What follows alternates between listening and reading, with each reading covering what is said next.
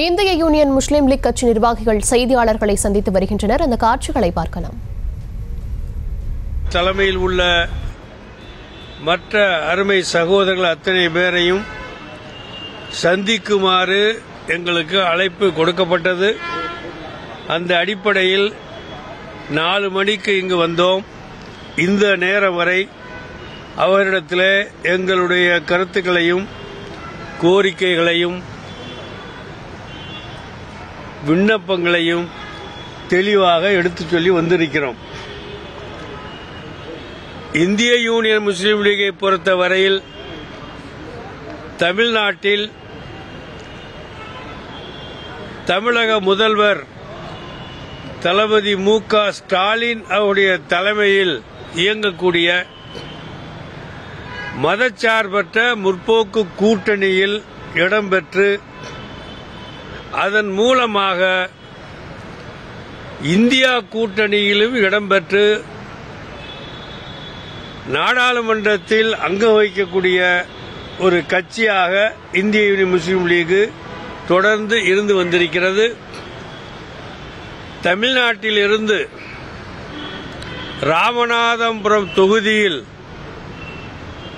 இந்திய யூனியன் முஸ்லீம் லீக்கினுடைய மாநில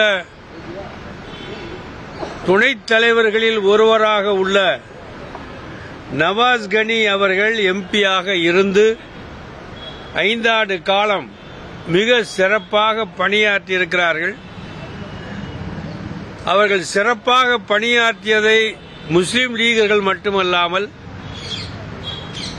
திராவிட முன்னேற்ற கழகத்தினுடைய தோழர்கள் மட்டுமல்லாமல் தொகுதியிலே உள்ள அனைத்து தரப்பு மக்களும் அவருடைய பணியை தொண்டை பாராட்டக்கூடிய நிலையை நாங்களும் பார்த்து அதோடு திராவிட முன்னேற்ற கழகத்தினுடைய முன்னணி தலைவர்களும் அதை நேரடியாக கண்டு அந்த அடிப்படையில் தமிழ்நாட்டிலே நடக்கப் போகிற நாடாளுமன்ற தேர்தலில் ராமநாதபுரம் தொகுதியையே மீண்டும் பெற்று இந்திய முஸ்லீம் லீகிற்கு கொடுக்க வேண்டும், பெற வேண்டும் என்ற அடிப்படையில் எங்கள் பேச்சுவார்த்தை இன்று தொடங்கியது.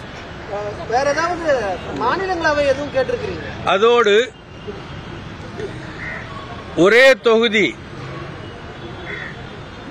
ராமநாதபுரம் நாடாளுமன்ற தொகுதி, அதை பற்றி நாங்கள் சொன்னோம். அதனை பரிசீலிப்பதாக குழு தலைவர் அவர்களும் மற்றுமுள்ள நண்பர்களும்